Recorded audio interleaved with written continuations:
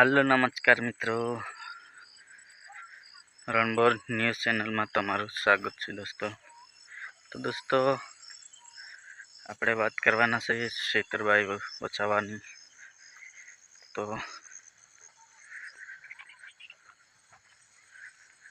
28 તારીખે સુનાવણી થવાની છે ક્ષેત્રબાઈ વસાવાની। તો આપણે શું ક્ષેત્રબાઈ છૂટી શકશે કે નહીં છૂટે એની વાત કરવાની છે।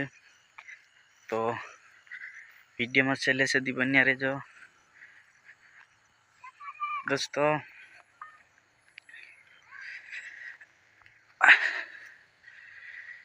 ક્ષેત્રબાઈ વસાવા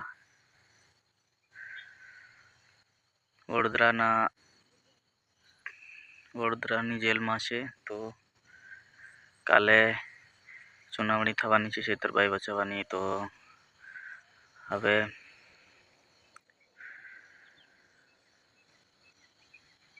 કેટલા સમય સુધી જેલમાં રહેવું પડશે ક્ષેત્રબાઈ વસાવાને? હજી ક્ષેત્રબાઈના સાથેવાળા નેતા પણ કીધું છે ક્ષેત્રબાઈ હવે હજી જેલમાં રહેવું પડશે એવું કીધું છે।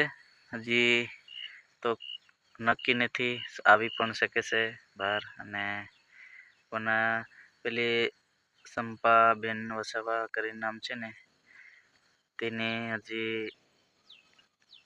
તેની વાત સાંભળવાની બાકી એવી કંઈક વાત કરતા હતા। અને બીજું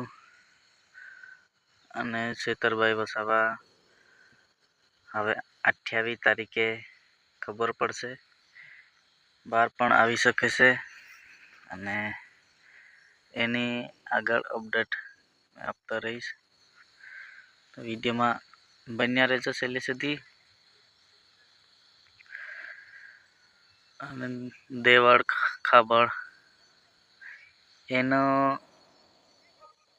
એના કોલમો પણ એટલી જ લાગી છે ક્ષેત્ર વસાવાની અને દેવળ ખાબળ એની પણ, કેમ કે એને તો હુમલો 4 જણા કેટલા થઈને કર્યો તો એવી વાત સાંભળી હતી। અને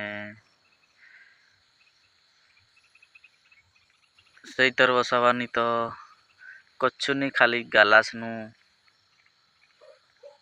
ગાલાસ ફેંકવાથી આટલો ગુનો નોંધી દેવામાં આવ્યો।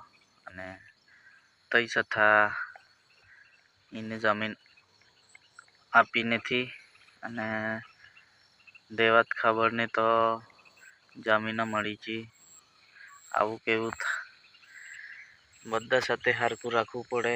આ ક્ષેત્રબાઈ વસાવા ગરીબ માટે લડે છે। કેટલા જાહકોનું જબરજસ્ત પબ્લિક કારે છૂટશે બધા વાટ જોઈને બેઠા છે। અને સતત ક્ષેત્ર વસાવાના છૂટવાની રાહ જોઈ રહ્યા છે કે સતત। તો દોસ્તો તમે શું કહેવા માંગો છો ક્ષેત્રબાઈ વસાવા વિશે? અને ક્ષેત્રબાઈ વસાવા જેલમાંથી બહાર પણ આવી શકે છે 28 તારીખે। હવે 28 તારીખે ખબર પડશે।